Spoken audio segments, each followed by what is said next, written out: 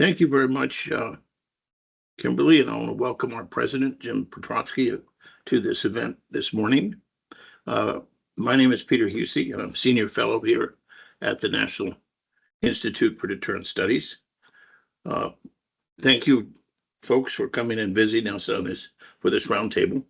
I have a very special thank you. I have to show off to Rose Gottemoeller and Miles Pomper and William Moon for offering to us this opportunity to learn about a new approach to warhead verification.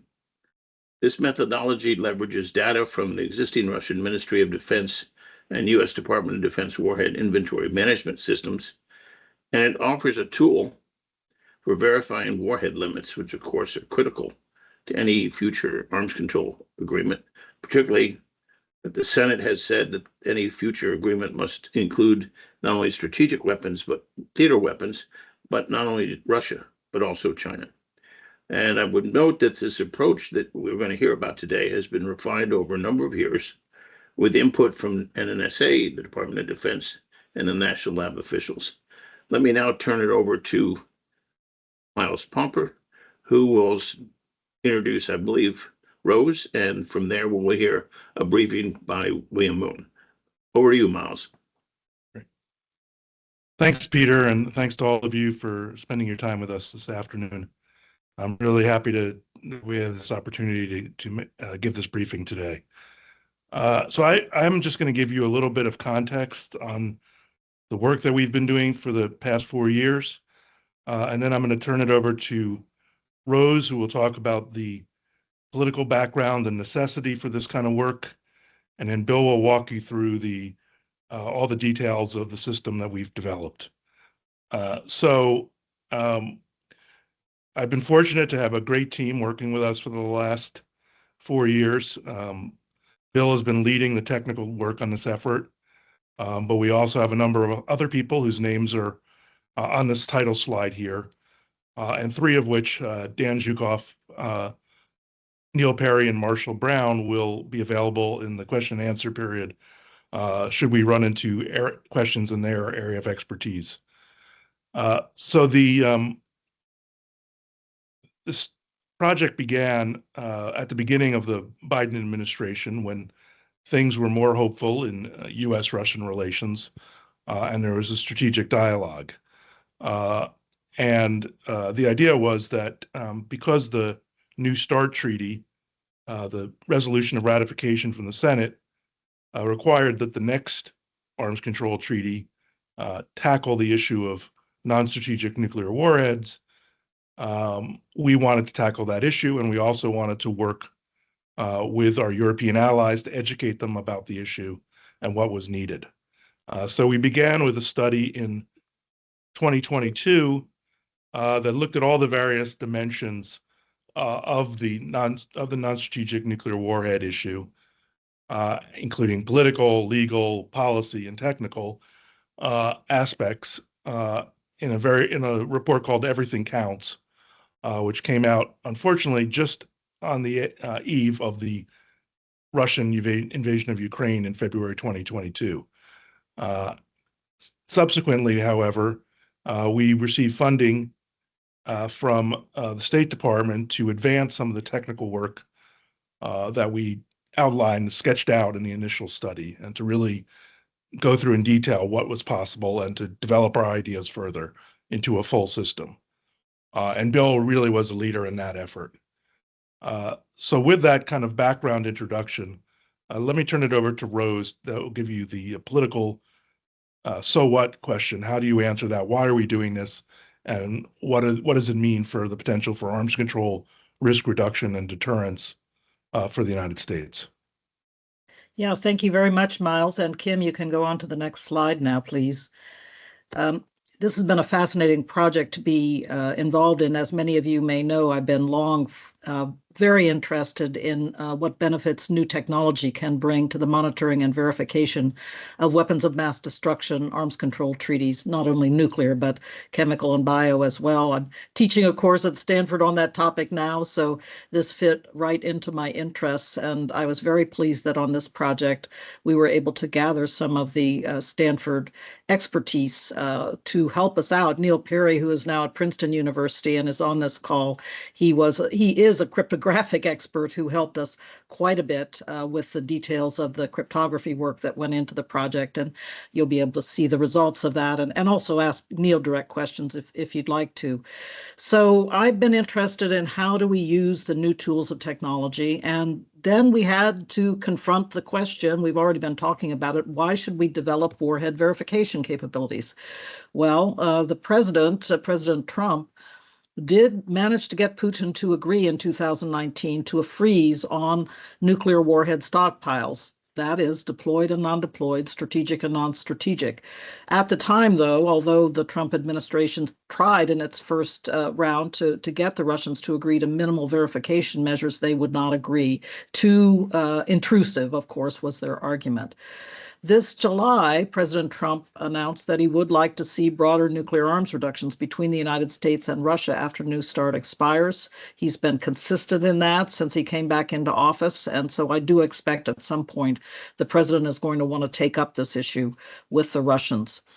And we've already also referred to the fact that the resolution of ratification for the New START treaty requires the administration to seek direct warhead limits, again, on all nuclear weapons, strategic and non-strategic, deployed and non-deployed. It is a matter of U.S. law. So we are, I think, really in a stage of legal requirement now to move forward on this, but I welcome that impetus for getting this work done. And finally, I do think that having an agreement that addresses warhead stockpiles could potentially enhance deterrence, because we would begin to understand more about the status of each other's warhead inventories. And certainly I saw that effect during the 1990s and the first decade of this century with the nuclear security work that we were doing with the Russians. Bill will be talking more about that, about how we really began to understand the maintenance procedures, how the Russians move warheads around. We really began to understand more about their cycle of care for the nuclear warheads in their inventory. So I think that is potentially quite an enhancement for mutual deterrence.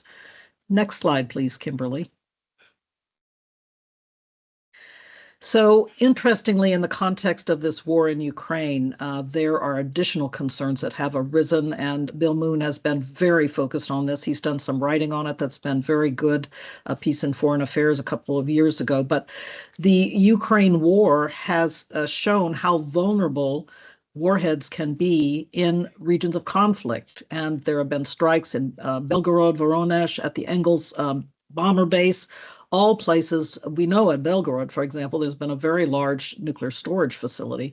I don't think that the storage facility has been implicated directly in any strikes, but I think having some kind of mutual recognition that we should be avoiding targeting with conventional weapons sites where nuclear weapons may be deployed or be stored, I think is a very important additional consideration to think about in the context of getting in deeper with the Russians on nuclear warhead matters. And furthermore, if we can get some kind of declaration and notification of exercises going forward to have a deeper understanding. Of course, in exercises, they're using dummies, but have a better understanding of, again, of how they are moving warheads around, what their maintenance cycles are, and so forth. And finally, being able to distinguish non-nuclear strategic systems from systems with nuclear missions.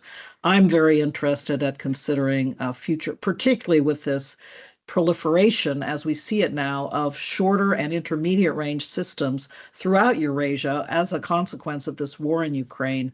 I really think we're going to have to think carefully about trying to exclude nuclear warheads from some of those shorter range missiles in a very serious way. Again, banning them perhaps on shorter range drones and UAVs, figuring out how to ensure that we are excluding nuclear warhead deployments from those shorter range systems will be an important goal in future.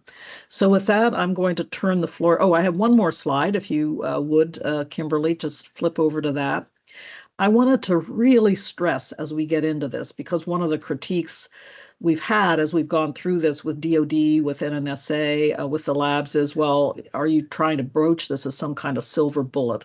And I want to stress from the outset, this methodology you will see today is one of a number of tools, I think, that will have to come into the toolkit for nuclear warhead verification and monitoring.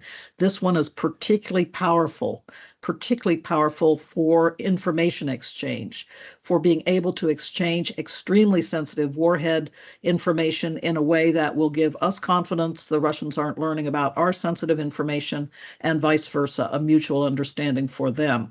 So it's important in that I would say, that vital arena of information and data exchange, but it is not the whole picture. And there are other projects that are going on in various settings that have been working on other aspects of the warhead monitoring and verification problem. But I want to stress, I don't think there's any silver bullet. We're going to have to put together some building blocks, but I am confident that the new technologies are giving us the ability both to monitor better, but also to have the ability to exchange sensitive information in a way that will give both sides confidence.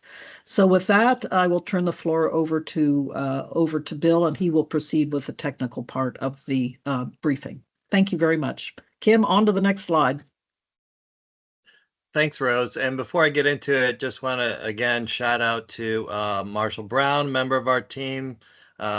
He wrote a verification protocol that drafted to see what it might look like using this methodology.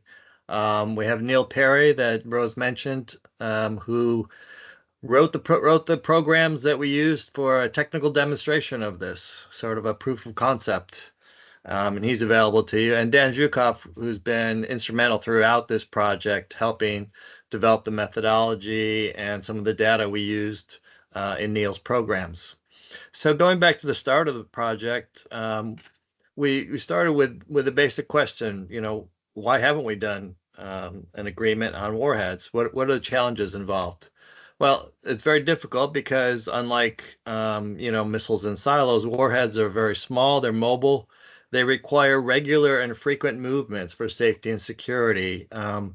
My background is I worked with the Cooperative Threat Reduction Program with the Russian Ministry of Defense on nuclear security for their warheads. And during the height of our cooperation, we were helping and supporting movements, about 6 to 8 train movements every month of warheads. So warheads are constantly on the move. Trying to do on-site inspection of warheads is very intrusive. That raises safety and security concerns.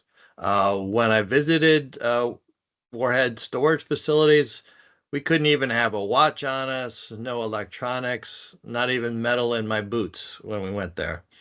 And a lot of folks kind of forget that direct observation of warheads is actually quite difficult to do. When they're in storage, they're in containers, and you can't actually open a container when it's within a rail car or within a storage facility. You have to remove it first before lifting the container and being able to actually access the warheads. And warheads during their lifetime, they have various components that are changed out. So this prevents a real challenge from being able to physically tag or attach anything to a warhead or its components, not to mention the safety and security concerns. And there has been a lot of R&D done to identify individual warheads by measuring the radiation emanations, but it's quite intrusive. It requires a high level of expertise, and it's pretty difficult. And current locations of specific nuclear warheads are highly unlikely to be divulged. But as I'll go into on the next slide, and you can go ahead, Kimberly, we have exchanged information on warheads and where they have been, which is different than saying where they are today. So with those challenges, we started thinking about, well, how would I design a warhead data exchange methodology or a way to actually track individual warheads? We would need a way to tag and track the warheads throughout their service life in order to do anything in warhead verification. And you can't apply a physical tag. You can't create safety and security vulnerabilities. You can't reveal sensitive information, design, composition, an important one, performance. That's one of the most sensitive things about warheads is revealing the performance capabilities. And of course, without disrupting warhead maintenance or safety. So next slide. So we went back to the experience we had in the nuclear security program that I helped run for the Department of Defense Threat Reduction Agency with the Russian Ministry of Defense. And we had quite a lot of exchanges throughout that program on how do you conduct warhead inventory management? How do you keep track of your warheads within your own system? And, we don't keep track of warheads by measuring emanations. In fact, we track warheads by locations, movements, maintenance, and other transactions are all kept in the warhead inventory management systems, which the Russian system was actually designed in cooperation with us. And it mimics the Diamonds program at DTRA in many ways in terms of how it's structured. We never had access to the actual data, but we did help them and work with them cooperatively to develop the structure of an inventory management system, and even provided some of the initial computers that they used in their program. And during our mill-to-mill and technical exchanges with Russians, we actually have shared data, things like warhead storage, transport, disassembly locations. I've been to dozens of warhead storage sites. We've been to rail transfer sites as well. We exchanged data on warhead shipments that were conducted. I brought Russians to some of our warhead storage sites. We've even exchanged information about component shipments and how they're changed out over the lifetime of a warhead. And of course, how to do security checks was a main area of our exchanges. So there is data of this kind that's not as sensitive as design, composition, and performance, and it has been exchanged. So when we started with the Russians, we asked them, well, okay, how do you keep track of your warheads now? They said, well, we have this passport, which is a piece of paper that shows every individual that's come in contact with that warhead, where it's been, what components have been done, et cetera, et cetera.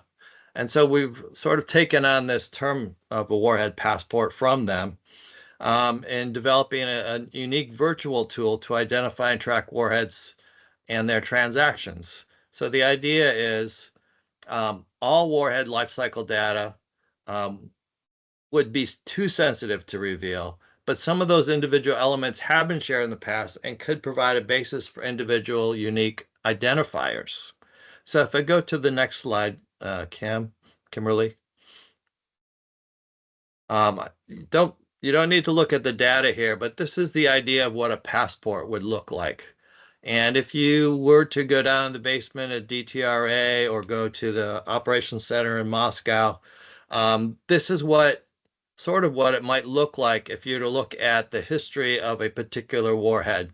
Where it's been at certain days and time in the past, what locations, the status that it is, i.e. is it active, is it scheduled for dismantlement, and identify some of the components in it, and the various operations that are conducted, be that a security check, a maintenance performance, and of course, as in all arms control agreements, there are personnel that could be recorded to identify those particular transactions that have occurred.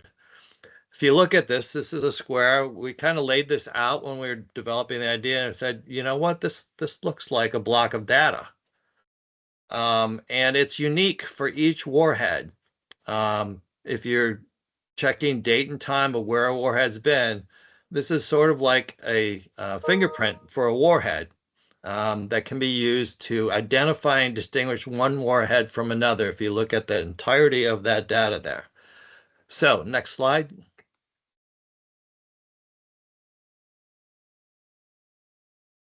So we thought about this. We said, well, we can't share all of that data, right? Because all of that data may give you information about performance of a warhead, how often it has to be maintained, et cetera.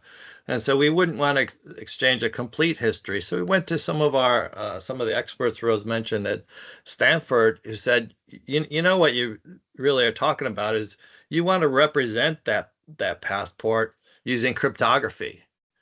It creates a unique commitment or of that fingerprint of all that data in the warhead passport. It doesn't contain any of the data, but essentially it's a hash function that can be developed using cryptography, representing each individual warhead so that it can be tracked over its lifetime. And all of that data can be, I guess you would say, represented. This is not well, it's just representing the data. So the hash function can't be reversed from the original input from a hash code. No two data sets will yield the same code when run through the same hash function. And the individual life cycle can be cryptographically committed to each other side, to the other side. In each warhead, every transaction can be conducted and added to the hash codes. So that it's a inventory that's managed and maintained over time. And then each country's warhead inventory could be represented by a ledger of all of these warhead passport hash codes. This would require, of course, that the sides initially declare what the total inventory is that would be involved in any agreement. But that might not be the total inventory if there was something agreed to in terms of geography in certain areas or certain locations or certain types even.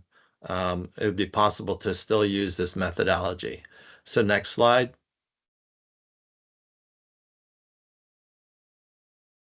So this is a little bit different than traditional arms control in that it builds verification confidence over time.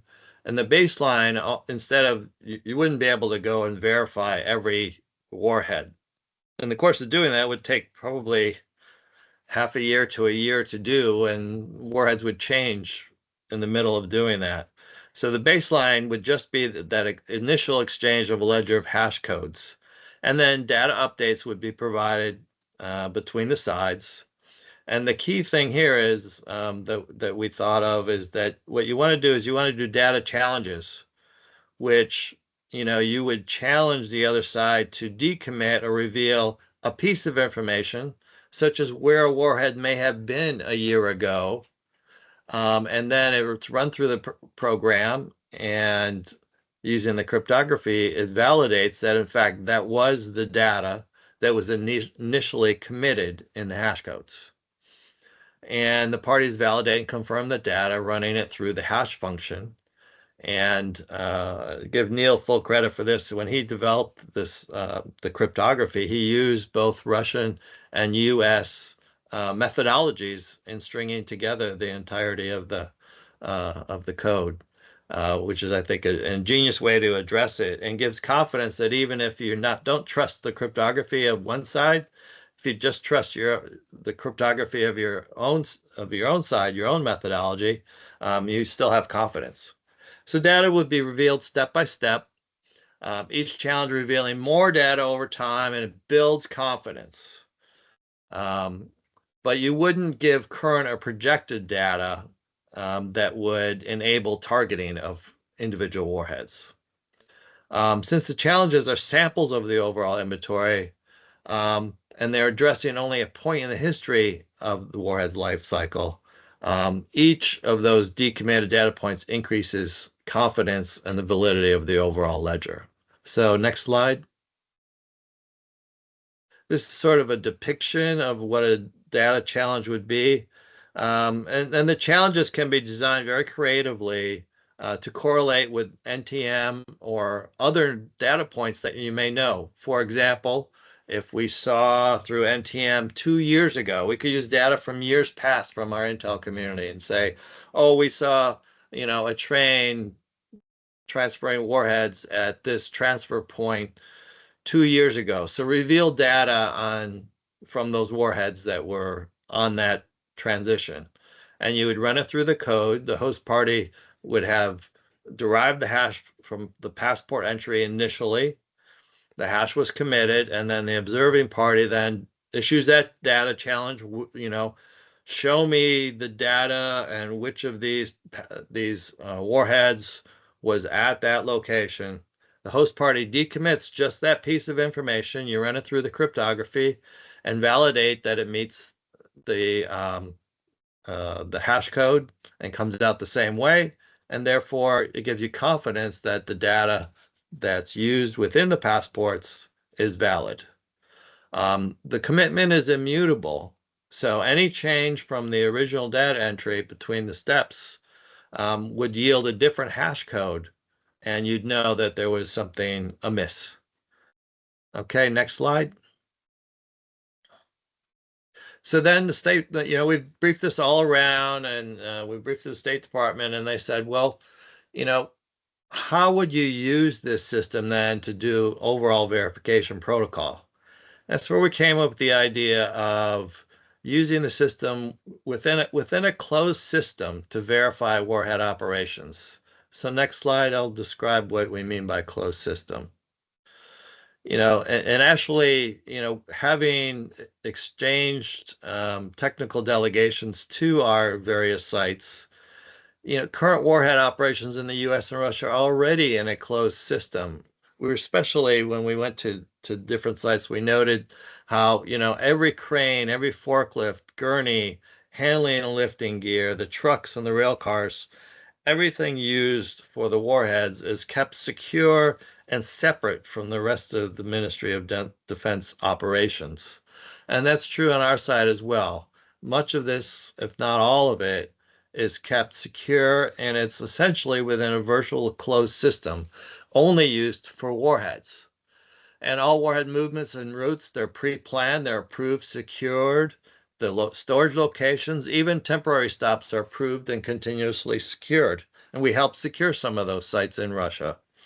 And all of this data is already being collected. And I think that's really important to note here. This isn't requiring new data to be collected. It can rely on the current inventory management systems to provide the data used for passports and the data exchanges that we're talking about. And when you think about it, warheads really can't exist outside controlled areas without some sort of support. So if warheads were moved to some non-declared location, you'd have to have trucks or trains. You'd have to wait to get it there. You'd have to have a secure way, security systems, etc. And if you have declared closed system, it makes it easier to identify and look for the possibility of warheads being in places where they are not declared to be. Now, I do want to mention that for security reasons, we're not going to be able to monitor the warheads in real time. When we worked with the Russians, they actually gave us data on a warhead shipments 30 days after a shipment, and we helped pay for a shipment. So we're not talking about real time here. What we're talking about, something like 30 days between the time when the data is provided. And go to the next slide.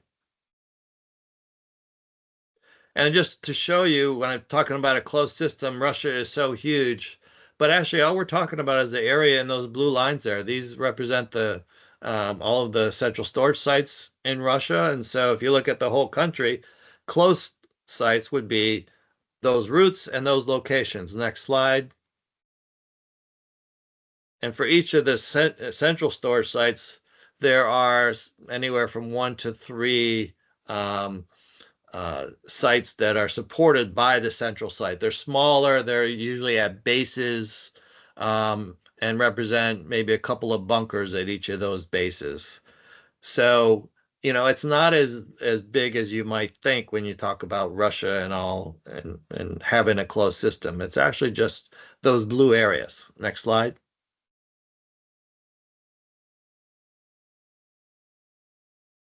So how would we use the closed system to address and overhaul warhead verification system? So the idea here is if you have a closed system, then what we could do is monitor and track the transport and handling equipment itself. So all the declared storage and support locations and all that equipment's within a closed system. No warheads allowed outside the system, no operational activities outside the system. And once you define those routes and locations, you monitor, then you can put monitors on the trucks, the rail cars, and other things, not transmitting data in real time, but collecting data during their operations that then can be examined through a data challenge. So for example, a truck may have a monitor that says where it drove, and after it drove a warhead, when it's empty, you could go in and check that sensor to see where it drove and what dates, and validate that data against data in a warhead passport. So next slide. And I'll try to wrap up. So what we're talking about is non-transmittable sensors on trucks, rail cars, seals on gates, almost a virtual complete portal. It's sort of a virtual portal. And the sensors would collect data on the operations, including loading, unloading. And when you talk about an on-site inspection, what the on-site inspection would be is not interrogating warheads, but interrogating all of the logistics equipment surrounding the warheads that's collecting data that then you can corroborate against warhead passport data and can be data checked. And then there's a third way to check data, which is something called a SNARK tool. And if you have questions on this, Neil's going to be your man to ask the questions on it.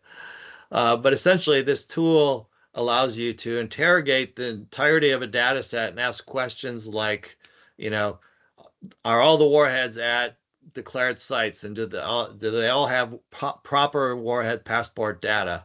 And you can challenge the data using that SNARK tool without revealing all the data to the other party. You can just see whether the data is valid or not. So under this closed system, suspect sites can be challenged to look for warheads if warheads were to be diverted to non-declared areas. And next slide.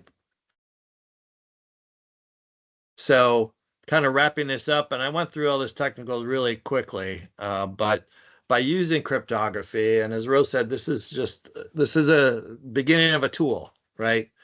But we believe that by using cryptography and warhead life cycle operational data, it may be possible to design a verification system that may be minimally intrusive in many respects, doesn't reveal sensitive data on performance of warheads, for example, doesn't give current data on warheads, and it could address all nuclear warheads in the entire stockpile, strategic, intermediate, and tactical. And it would enable you to characterize the size and scope of stockpiles, deployed, non-deployed, and the U.S. has already declared numbers on our deployed, non-deployed, and scheduled for dismantlement in our inventory. And these warhead verification measures could be applied to other risk reduction measures, and Rose mentioned a few. But overall, the transparency of having warhead declarations could enhance deterrence, so that you demonstrate to the other side that you have stockpile quantities in the at the sites and are being maintained in a way that would support deterrence. And these techniques could also be used to address the risks of unintended escalation by declaring things like valid warhead movements versus warhead movements for operational uploading.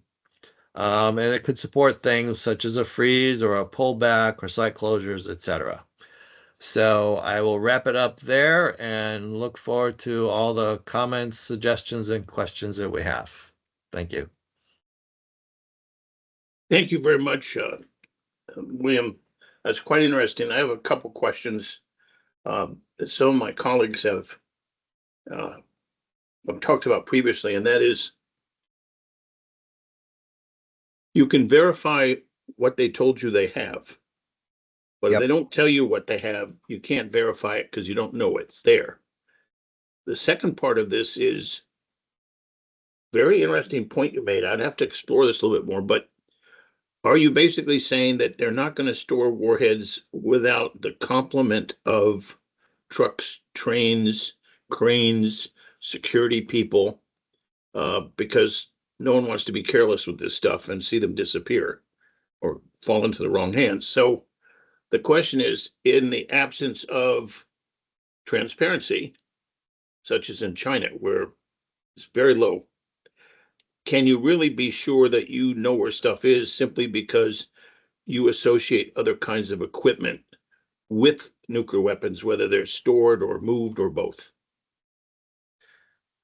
So, yeah, thank you for the question, and let me give you some thoughts on that. First, on the question of, what if Russia doesn't declare in the first place, right? If there's a location that they didn't declare, etc.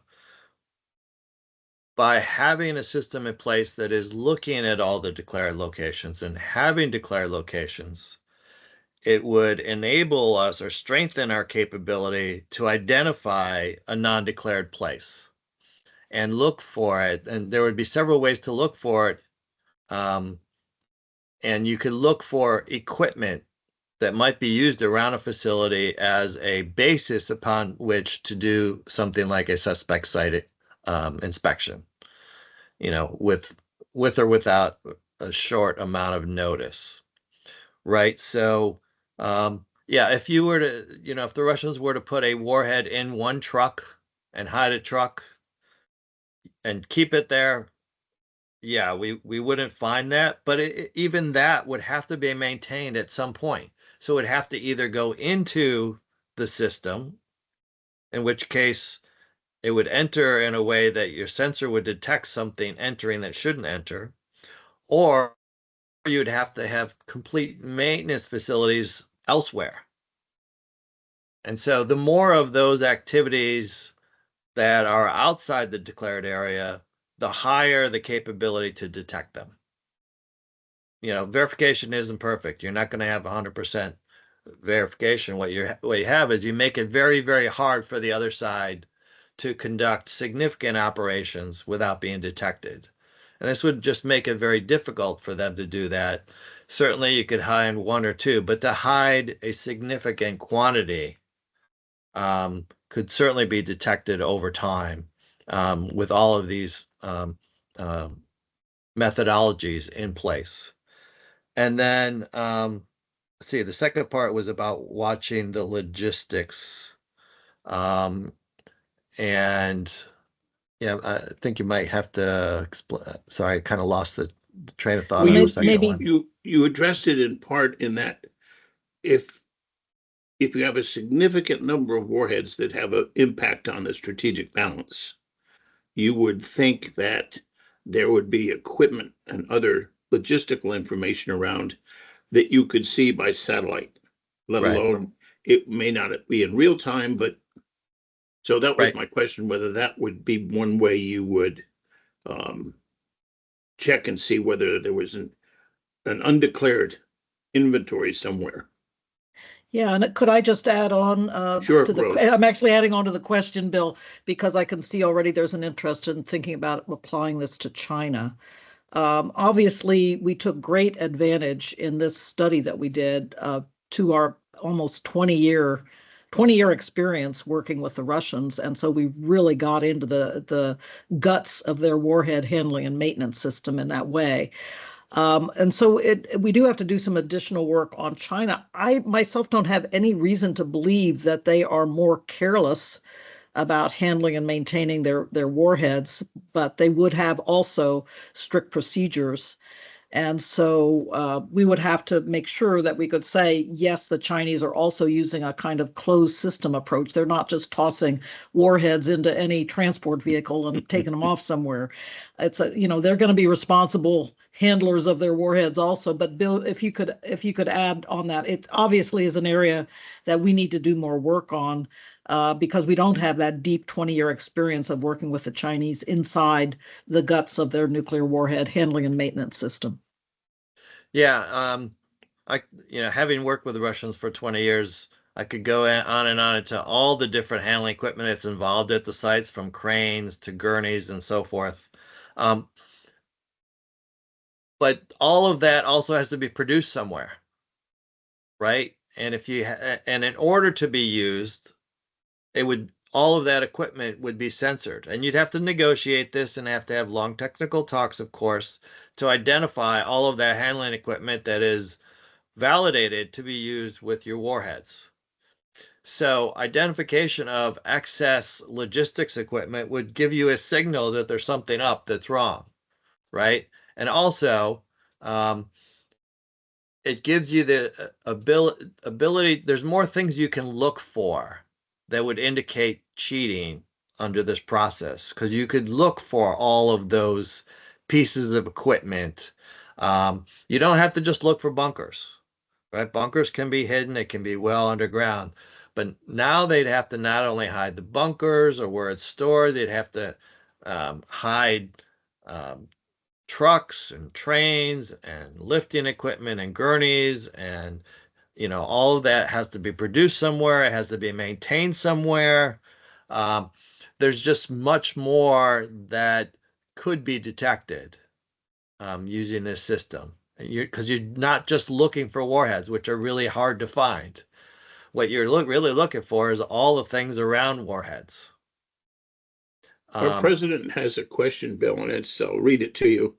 It says, has Russian or anyone else, adversary or ally, requested or suggested an update or a new verification tool? I guess we could use that as an avenue to say, well, okay, here's what we got.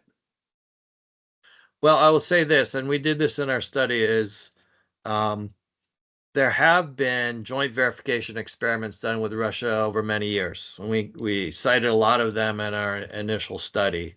And kind of our thinking in this project is that this would provide an opportunity to do a joint verification experiment with Russia. Could also be done with China, and there have been some experiments with China as well.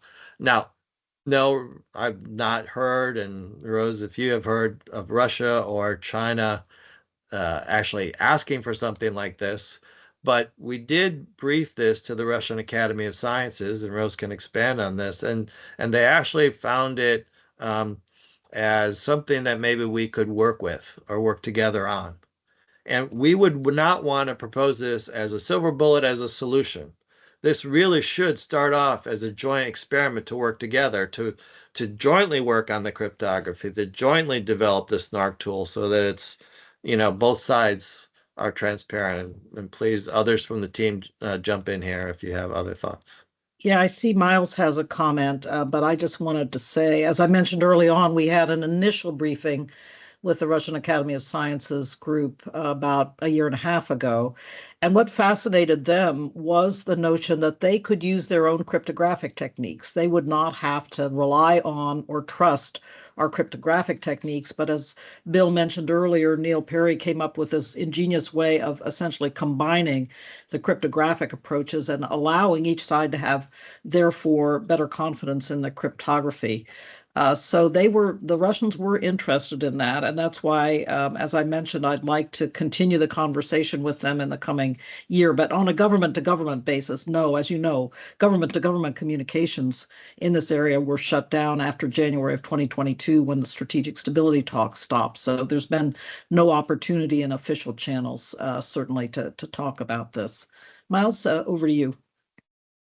Yeah, I just wanted to make the point that one of the exciting things here is that the discussion of the methodology and this kind of joint experiments and so on can be done separate from reaching an agreement on an arms control agreement or on a limitation. They could be done in advance because and that would give, especially with China, where we're looking for how do we actually get into these kind of discussions, this might provide an opportunity to start those discussions in a way that doesn't require an agreement on limitations or anything up front, but starts us having a conversation. Miles, let me jump right on that, because Aaron Holland has a question on exactly this. Yes, is there any talks about how China may fit into this process? Has any Chinese counterpart working on nuclear verification methods been approached with this verification method to see how open they would be to participating in such a verification process? Well, certainly we have not done it yet in any track twos that I've been involved in.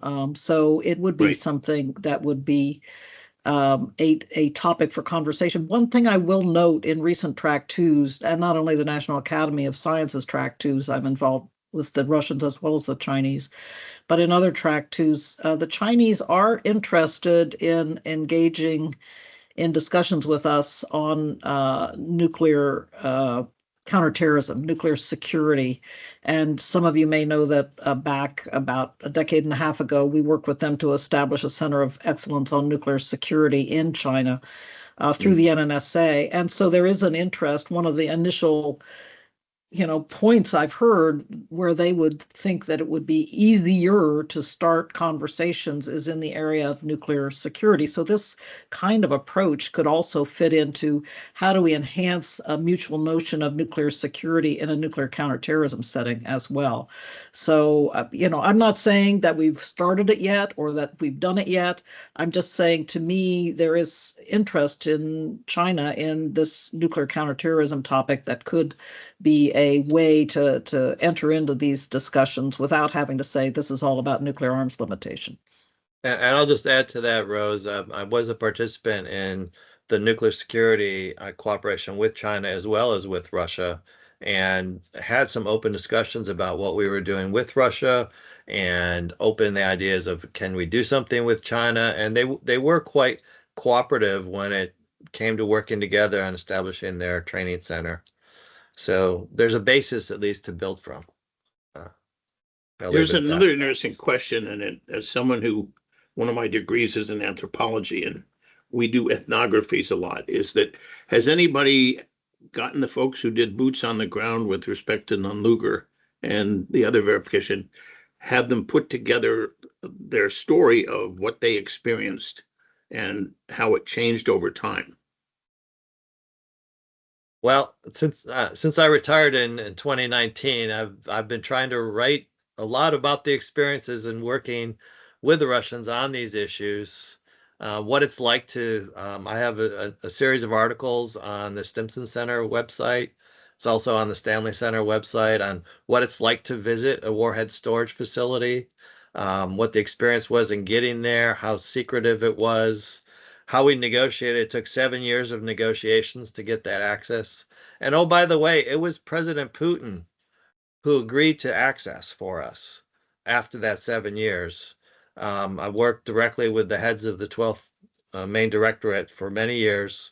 And General Valenkin, who was probably the toughest nut to crack of the 12th GUMO leadership, was the one that convinced Putin that it was in their interest to allow us access, limited access as we negotiated it with 4 people, 4 hours, in order for them to get the assistance they needed to put in comprehensive nuclear security systems. So how did it change over time? Well, it actually was great cooperation until 2014 when CTR expired and Putin said, no more. And we tried to invigorate that same process in 2014 under a mill-to-mill technical exchange as opposed to assistance where we were buying equipment. And we were in the process of those negotiations when the Russian incursion into Ukraine happened in 2014, and the Joint Staff said, no more mill-to-mill. And so that's where it ended. Yeah, and I do want to say, Rose. Peter, that, obviously we are in a much different place with the Russians than we were in the 1990s and the 2000s. So this would take a complete sea change in the politics between Washington and Moscow to be able to resume this kind of deep and intensive cooperation. My going in assumption is that such a sea change is possible under this president, under President Trump. We discussed that a few weeks ago when I briefed your group then. And, I think that's what it's going to take. And it's going to take Putin obviously being willing to agree as well. So there are some uncertainties here, no question about it. But I do think that deep historical memory and experience continues to exist on both sides, not only with our former DITRA people and the DOE and NNSA people and our lab people, but also on the Russian side as well. So there is something there's something to pick up on if the political winds are blowing in a different direction. And just a quick add-on to that is, we visited every one of the Russian storage sites. Our teams did. Okay. And we met with those captains and the lieutenants and the majors, and they're still the people there. So, I mean, the Russian officers within the 12th Main Directorate, there's still a large contingent that are familiar with previous cooperation. And they, of course, have moved up the ranks because they don't really bring in, from other parts of the military. They move up their own system. So they're still there if we have a chance to engage with them again. I have two suggestions or questions. Is you could take Pakistan and India, two countries that distrust each other enormously, but you could also take France and England, who are allies. Why not take this system and see if you could implement it between France and England? Because they probably pretty much know what each has, but you could demonstrate its viability. And then you could go to Pakistan and India and say, what do you got to lose? If given the fact that you can use your own cryptography and you can trust your own numbers, as you point out, transparency is a heck of a good step with respect to those two countries in terms of worried about the other guy trying to get the drop on you by having additional nuclear weapons that you don't know about or don't expect them to have. What about trying that and using the extent to which you could use the good graces of the United States as the diplomatic leverage to say, hey, folks, we think this would be a good idea. Whether the Chinese would support their Pakistani allies to do this and say, yes, it's a good idea. Will Russia play a role? I don't know. But it would seem to me as if you could demonstrate this between two adversaries or start with two allies and show that it technically works and gives you the information you need. What about trying that? And getting funding from whether DOD or NNSA or the Department of State, wherever, or private funding or both, to actually implement this and show people, hey, this works. That would be a great next step, really. We've gone to the length where we actually developed fake warhead passports that are very realistic based on the knowledge that we have of the Russian system and my experience there, as well as knowledge from experts on the U.S. side. So we've gone to the point where we could do it using realistic data. A great next step would be to use it amongst allies who are willing to engage with real data. Would be a wonderful next step to demonstrate it, should there be the interest and support for it. Interesting. Well, we have just a few minutes left, and I'm just going to turn it back over to you three and say, what would you like to leave with us in terms of final words? But before I do that, I would like to ask our president, Jim Petrosky, is if he has some final words that he would like to tell us. Yeah, well, I appreciate that. And Rose, Miles, and Bill, thank you so much for your effort going into all this. I mean, it's got to be a difficult, hair-raising experience to go through this. We all understand the problems that, how do you get involved in a treaty when the other people are not interested in doing this? How do you keep people from cheating? But the end result is it's really important. You made us think about a couple things. The one I thought was most interesting from my perspective is I never thought about what do you do if you don't have verification, yet you have, in this case, a war between the Ukraine and Russia, and you got to sort of tell people what can or can't you do because you don't want, secondary, tertiary things to happen. So I thought it was very good for us, our audience. At least that's my takeaway. But thank you for your efforts there, and very much thank you for taking your time today to explain these things to us so we can sit back and understand how that's going about, because oftentimes we don't. And of course, Peter, our host, you pulled this together as you always do. These were good questions, but I would like to hear their parting shots, so I'm going to keep my mouth shut. Thank you again. Thank you to our audience, of course. Miles? Sure. Well, first of all, thank you everyone for taking the time to listen to us and for some great questions and some great ideas. Peter, I really liked your idea. And Bill and I actually, early on in this project, we went to talk to the atomic weapons establishment in UK and talked to them about the general idea, but we didn't ever kind of go back to them afterwards. So we probably should think about that, especially in light of some of the recent UK-French agreements on nuclear weapons.